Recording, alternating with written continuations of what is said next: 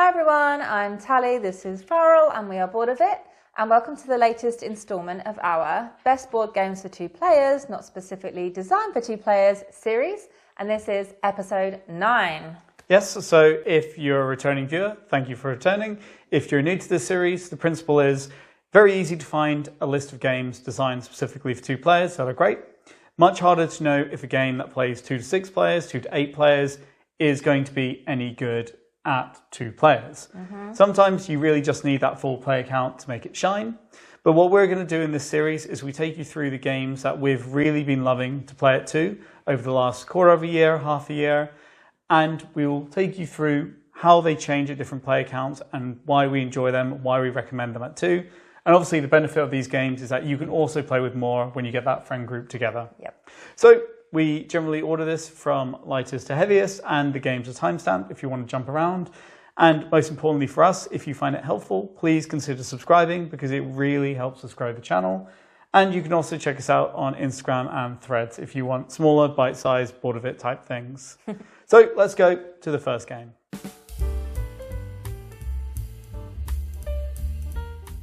Okay, so we have Spots, one of my new little favourite games that Farrell got me for my birthday. It's a game about very cute dogs. It involves some dice chucking and also push your luck. And the core is that you're going to have some little cards with some very cute dogs on, and they all have some spots on them which represent number of spots on a dice. Basically, you need to roll dice and take the corresponding numbers and match them to the spots on the dogs on your cards.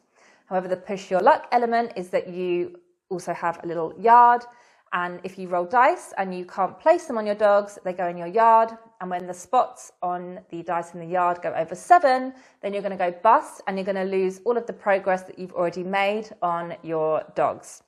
And how you kind of get to rolling the dice is there's some tricks in the middle of the table, which is basically just ways of rolling dice, but they'll be different. So one could let you roll 1 dice, one could let you roll up to 8, of course, more chance of going bust perhaps. And everyone will pick one and then it gets flipped over and it becomes unavailable for the remaining players until there are no tricks available, and then they all get flipped back over. There's quite a big kind of gambling element where if you basically complete all of your dogs in one go, you get to complete them immediately. Or you can play it safe by completing 1 dog or 2 dogs and still having some incomplete, and then taking a whole turn to complete them. So also some kind of brash gambling involved as well, if you wish. Yeah, so this is for 2 to 4 players, and it's a game I think that we've really enjoyed at 2 because it's just faster, fast-paced. You get more time playing the game essentially, because it's a type of game where there's really not a lot for you to be doing or be interested in when other players are taking their turn, because they're kind of, rolling and doing their own little dice game. You're generally just waiting for it to get back round to your turn. And although obviously you're interested in how close they are to progressing, and it's fun to, watch the other players misroll, go bust, it just, nothing's added by playing with a full player count as opposed to 2 players, and the game just gets longer, right? And it's only a small little filler game with some really lovely artwork and a great little kind of, you could say, selling point. Yeah, I would say. Selling point. So, yeah, I think this is one where there's not too much difference between 4, it's not too much difference between 2, but you do really just get more game more often if you're playing it 2. Yeah, I think there's been instances where we've played where we have been more interested in other players' turns because maybe they've got just 1 dice left to complete all of their dogs, and it's first to 6 complete dogs is the winner, and they just can't roll the number that they need, which is pretty funny to watch. Yeah, but that could happen at 2 players equally. So exactly, and you also kind of maybe have the other aspect where it can be quite bad when if you're with a full 4 and someone gets that far ahead, right, and they're almost ready to complete the entire game, but then you're waiting for them, and then you have 3 players' turns to go, and you've only got like 1 dog complete, and you're like, this is a waste of my time, which doesn't happen so much at 2. True. So a really fun little filler game, great if you like dogs and rolling dice. Can't recommend it enough. I love it. But It's definitely great at all play counts, but we prefer it at a lower play count than maximum for sure.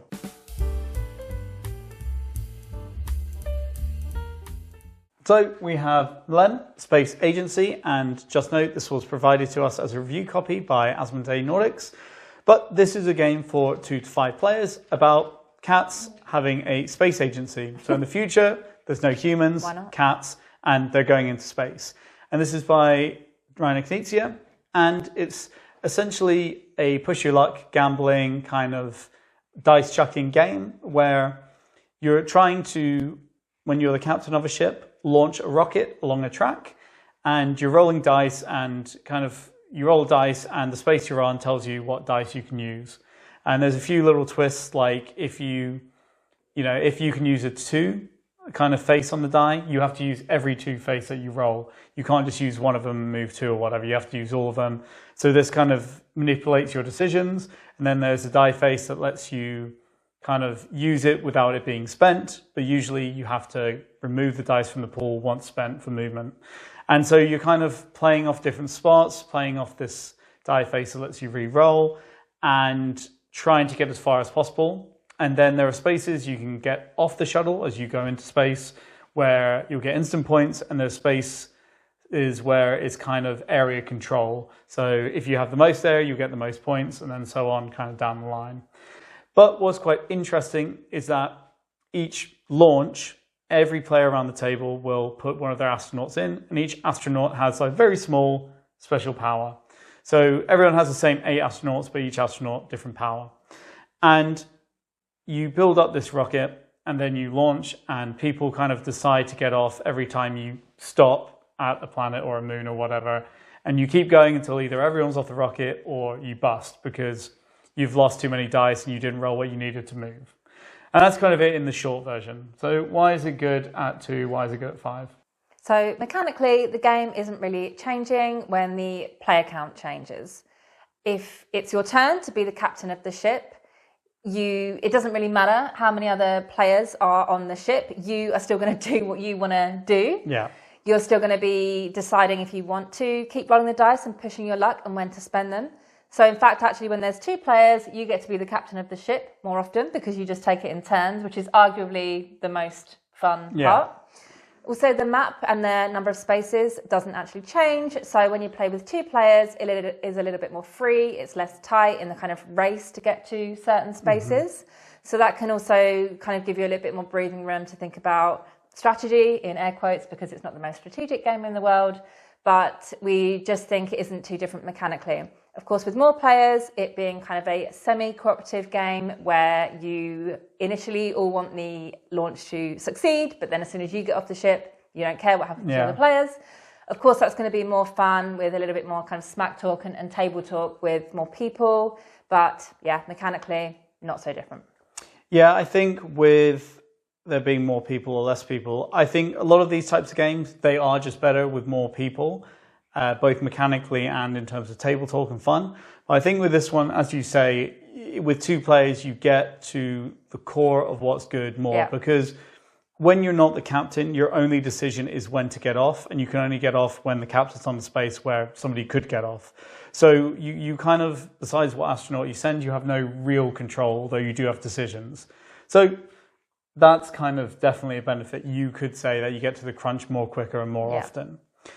In general, though, I think it is both great, but I think what's important is I would happily get this out at 2 players with just me and you just to play it and go through it. Whereas, similar games, I wouldn't be that interested. I would only want to save them for more players. Something like El Dorado, for example, not quite the same, by the same designer, the same kind of weight, and you could say like enjoyment type. Yeah, I guess like we said that it is like more fun with more players because of the table talk, but it's not the most like thrilling game where you're going to be laughing on the floor. So yes, it's more fun, but really the difference is kind of minimal, even in terms of the kind of table talk and fun, because it's not like you need more people to be having these big laughs. So I think it's okay. Yeah. So if you want a lightweight family game, kind of push your luck, dice rolling, it's just a game that really nails what makes dice rolling fun and kind of the element of pushing your luck and waiting to see what role you get and being, you know, in awe or miserable. It really nails that. So if that's what you're looking for, we recommend Mlem Space Agency, or if you like cats.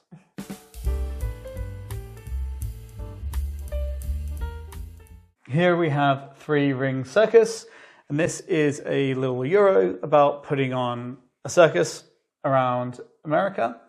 And generally what you're doing is you kind of start with no circus, and on your turn you can either kind of hire someone, some sort of performer for your circus, or you can put on a show. And generally what you're trying to do is, if you're hiring performers, you kind of got 3 rows on your player board where you can put these performer cards, and they all have numbers attached to them from kind of 1 to 16 or something, and you can't have the same number, and you're kind of ranking them in order. And what you're trying to do is you also have different types. So let's say different colors. You know, you have your acrobats, you have your animals, you have your strongmen, you have your performers.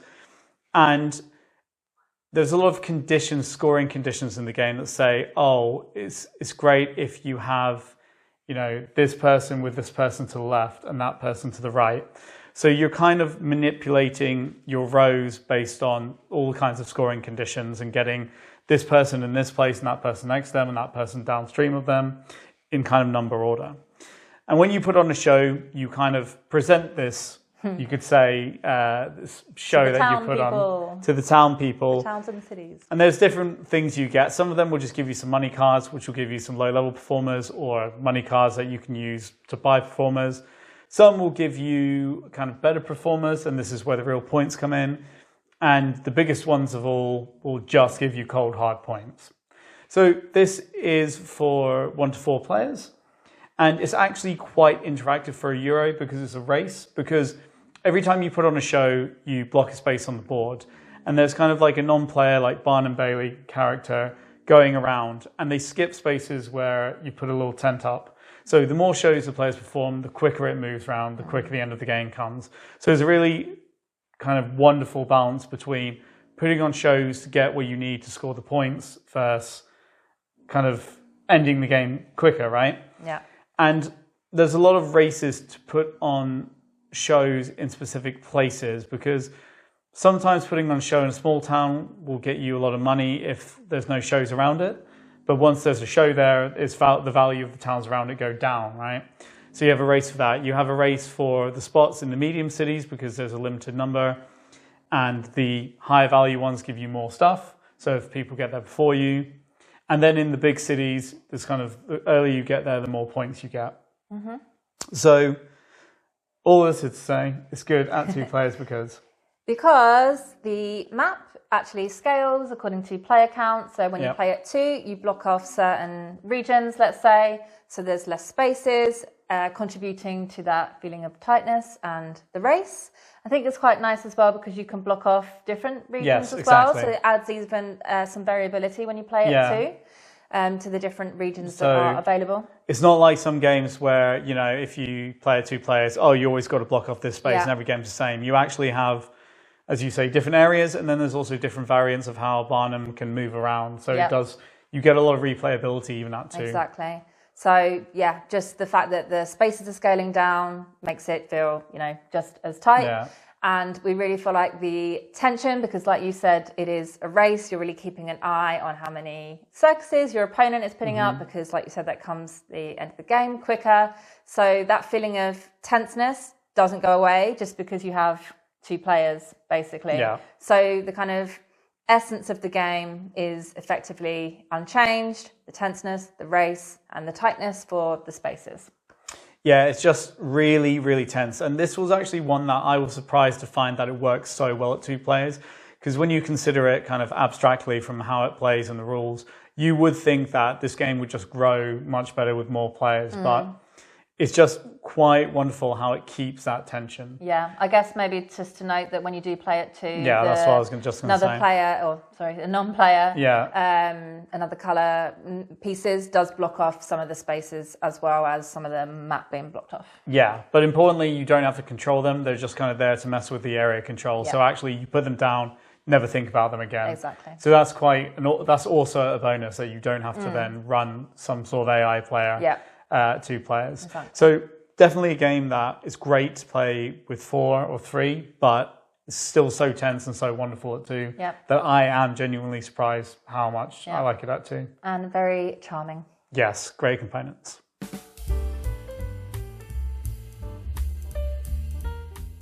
Okay, we've got Wyrmspan. This is for 1 to 5 players, and it is, as many of you know, a sequel to Wingspan of sorts, except about dragons. So it follows the same kind of manner where you're going to play, in this case, dragon cards to a tableau in front of you, but in this occurrence, you are first going to excavate by playing cave cards, which give you resources when played, and then you can play the dragon cards on top of them.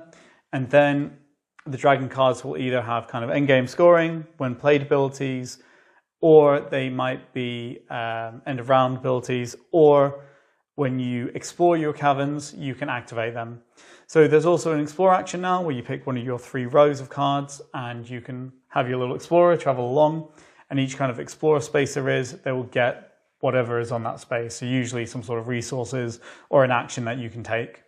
And you're going to combo all this together to score points in a lot of different ways, for eggs, for dragon cards, for meeting end of round goals, for eating kind of endgame scoring goals.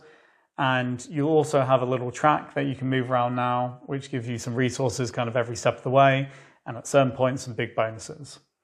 Yeah, so the reason why we really love to play this at 2, and arguably is better at 2, is because it is just a very solitaire game. You are pretty much only interested in your own tableau. The only points of interaction are very minor and doesn't really change if you have 2 or 4 players. So you have some end of round goals, and of course with more people there's more competition, but at the same time it's probably over a few measly points. And also the ties in Wyrmspan are friendly as opposed to Wingspan, where you have to kind of split the points, right?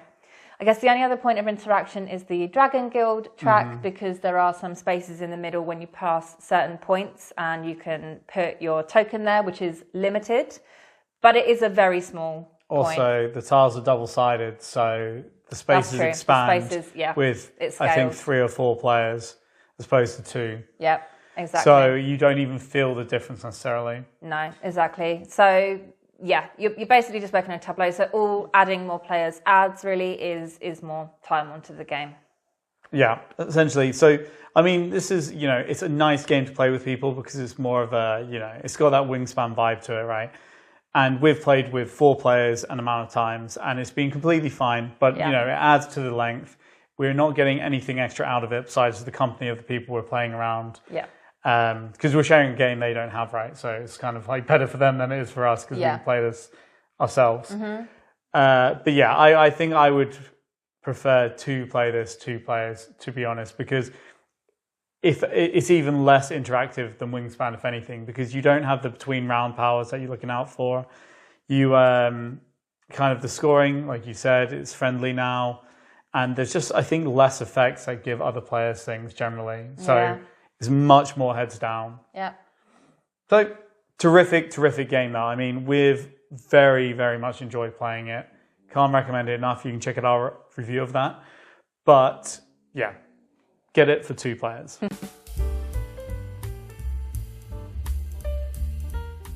The big box in front of us is Expeditions, the sequel to Scythe.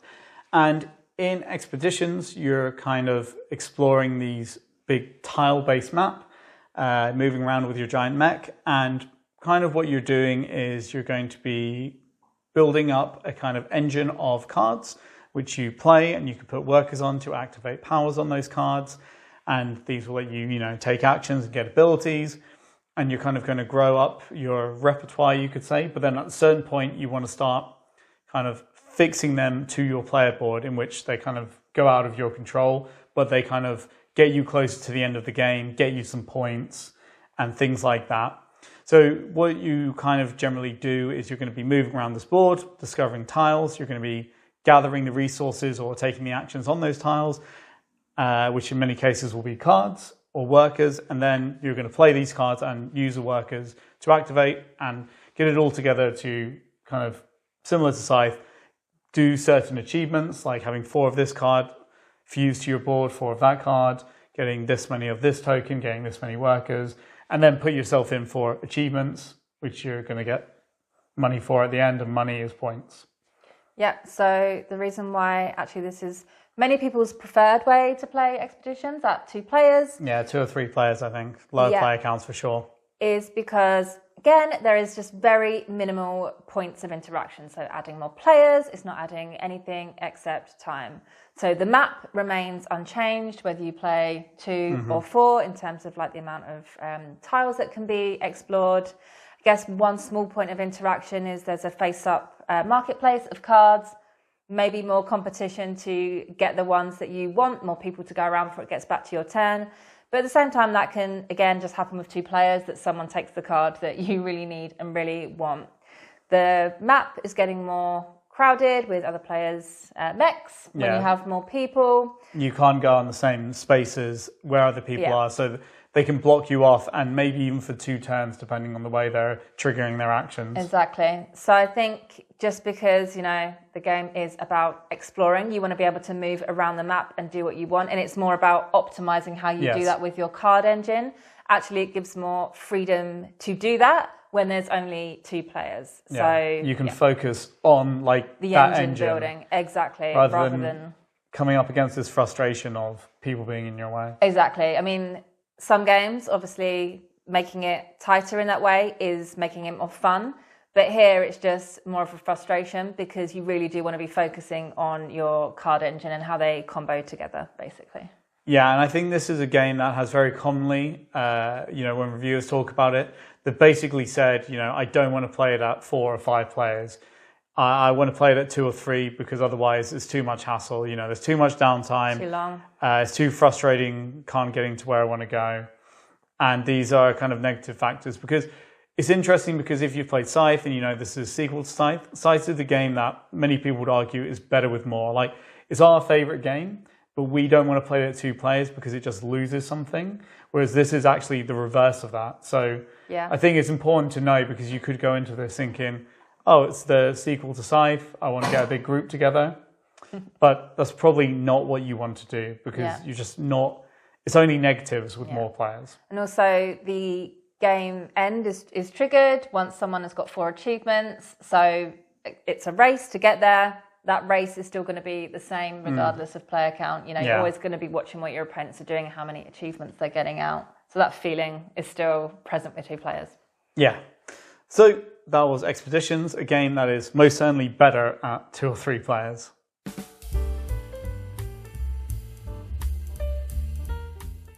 Okay, so now we're going to talk about Obsession, which is a Eurogame set in the Derbyshire countryside, and it's about being an aristocrat in Victorian England. A poor aristocrat. Yes. The worst thing to be. So its core is like kind of worker placement, but you're not really blocking off spaces for other players. It's more that you're kind of building out the rooms in your manor house. And you're trying to attract the best people in society to come and hang out with you, basically. Yeah. So the more prestigious you are, the more the kind of higher people in society will come hang out with you, the more money you'll get, and the more you'll be able to also keep on improving your manor house. So the worker placement element is more about having the right workers in order to kind of activate the different rooms within your manor. The point of interaction with any other players is the fact that there's a central marketplace where you can buy improvements and rooms for your house, essentially. You will have some cards that you will play. Each one of them will kind of be a person in society that can be more or less prestigious, and they're going to get you some bonuses, either some money or make you go higher on their prestigiousness scale, basically. But yeah, really fun game that we've really been enjoying. Yeah, so this is one that in the base game, it goes from 1 to 4 players. And I think with expansions, you can go up to 6. And it's very much in some ways, your stereotypical Euro in that you're very heads down. There's not a lot of interaction in what you do. As you say, the main point is this central marketplace where they can nab a tile you want. And then also you are competing over these kind of each round there's a goal, you could say, in which the people you're trying to impress this year, this round, they're all about sports. So whoever has the most kind of sports rooms or grounds on their manor will get some points. So you're competing over that, but that it doesn't really affect. You either get it or you don't. Yeah, there's more players, less players. You're still competing over the same thing. Yeah. So because what you're doing on a turn is you're kind of activating one of your rooms, it might require a worker. You probably put some people down, and that's kind of it, right? And you're not getting much more out of that experience at 4 or 5 or 6 than you are at 2.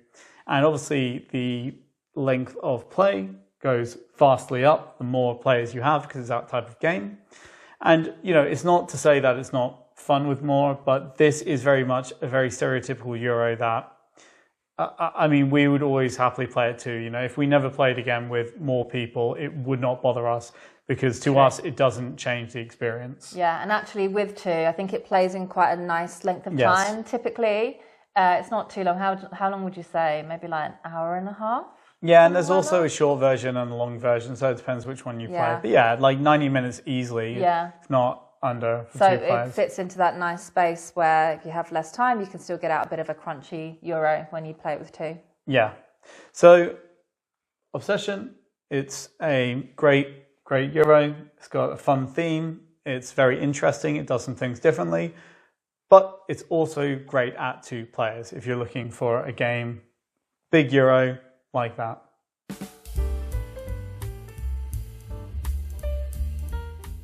Okay, so now we're going to talk about Imperium Horizons, something we've been playing a fair amount of recently. It's the 3rd game in a series of other Imperium games. And the core of it is basically deck building and kind of deck management and hand management. You're going to take on the role of a civilization, and in the beginning, you kind of have cards that kind of represent the beginning of your civilization. And as you start to play the cards and manage your hand, you're going to watch your civilization grow and develop, and starting as kind of barbarians, most of the civilizations, and then they become civilized. And the way that you do this is by playing the cards. They have little actions and powers on them. Most of them allow you to kind of combo off of something else or take an action. But you're going to be kind of supplementing your deck with cards from a central marketplace that again feed into the combos. But you're also going to be developing your civilization by kind of getting rid of the cards out of your hands, because when it comes to the time where you can draw another one, you take it out of what's called the development deck, which kind of the cards get more and more powerful, let's say, or it represents kind of time moving on so you have in your civilization. The nation deck and the development deck, and these, represent the progress of your civilization as they get more powerful and... Exactly, yeah. So you kind of have a certain amount of actions that you can take every round, so you can't always play every card in your hand, so you have to be a little bit selective sometimes about which ones you're kind of playing or which ones you take. And the kind of core in the beginning is that you want to kind of cycle through them whilst optimizing and gaining the most out of the ones that you are playing, so you want to get to those more powerful cards. Yeah, so I think it's important to talk about Imperium, because I think for people who are familiar with the series, they already know what we're going to say, but it might be that you come across the Imperium series, you see a lot of hype about it, it has quite high praise from some corners, and you think, so this 1 to 4 player, I think they're all 1 to 4 player, you can go, a 1 to 4 player civilization builder. You know, I love civilization builders. And to many people, that sounds like something that you would think would be quite interactive, and in many cases it is with that theme. However, with Imperium, it is potentially the most solitaire game we've played outside of some roll and writes, which is saying a lot. Now, we think it's a brilliant game. We just did a review of it. There's a lot we like, but I know full well for some people, it will be their favorite game. For some people, it will be their worst idea of a board game to play with other people. Yeah, exactly. Just would not be fun to them. And that's because of how solitaire it is. Turns are very long and you're focused inward, and very, very little in this game will ever affect another player. You know, the only time you might notice is when they take a card you want from the marketplace, and it's not even like you're generally getting cards every turn either. So this is a game that can already be quite long. especially depending on the civilization, the complexity of the civilization. But when you add in 3-4 players, it gets kind of staggering, the amount of playtime, and you're really not getting anything. And the game doesn't facilitate table talk either, because you're so involved in what you're doing, and your turn can be quite complex and, as we said, long. So this is a game that, I mean, we would never recommend to play with more than 1 or 2 players, and generally that's the consensus. However, it's a very good game, so I recommend you check out our review. And actually, importantly, we were provided this as a review copy from the publisher, just to see how it works and what we liked about it. But, you know, this is a great civilization building game. I think it has some excellent thematic elements. I think it has some really interesting mechanics, but it's far better at 2 players. Yeah, it's like you say, even in the downtime, I think you are just looking at all of your cards, seeing what you can do, thinking about it. So that's why it kind of doesn't facilitate the table talk, because you do need a lot of time to really think about it, and it is very important to optimize what you play and how, and you have to read over all of the cards again. I do, at least. I'm always going back over just to make sure, to the point where even when we're playing as 2, one of us will go off and do some like household chores while the other is taking their turn. So yeah, even at 2, just a lot of downtime. Still really good, but unimaginable. Yeah, when I was playing as the Martians, which is I think one of the most complex civilizations, you would take your turn and I would still be like trying to figure out my cards and how to play them when it came round, right? Yeah. And if other my people turns were there, were long. and if other people were there, like I wouldn't talk to them. Yeah. So great game, not for more than 2. That was another installment of the best board games for 2 players, not specifically for 2 players. I think a particularly good lineup this time. If we do say so ourselves. If we do say so. I mean, it always is, but honestly, I think we've really enjoyed this crop of games. Definitely. And I wouldn't be surprised, I mean, it's a long way to go, but I wouldn't be surprised if some of these were on our top 10 of the year list. And all great to play at 2 players, very importantly. Some of them not so great to play with more. Some of them are. Do you have a particular favourite out of the group, or are you just going to say spots? Of course. Spots. Spots. I cannot get enough of spots. Yes. So we hope this video was helpful, and please check out the other videos in the series if you're looking for even more games that are great at 2 players. Yeah. And if this was helpful, it would really mean a lot to us if you consider subscribing if you're not already, because this is how we grow the channel, and a lot of our videos and games that we get and can cover do come from, you know, our profile and being approached by publishers. You know, we don't have a Patreon, we don't ask for any money, we just do this pro bono basically. So that would really help a lot because it boosts our profile. And just if you have any questions, please ask us. We really appreciate you watching. You can check us out on kind of Instagram and Threads for more bite-sized board of it. But if you want to watch the other installments in the series, just go to like our channel main page, and there's a playlist, so you can find the rest in the series very easily. We've covered a lot of games in those 9 installments, so some good recommendations in there. Okay, thanks a lot, and we will see you next time. Appreciate it.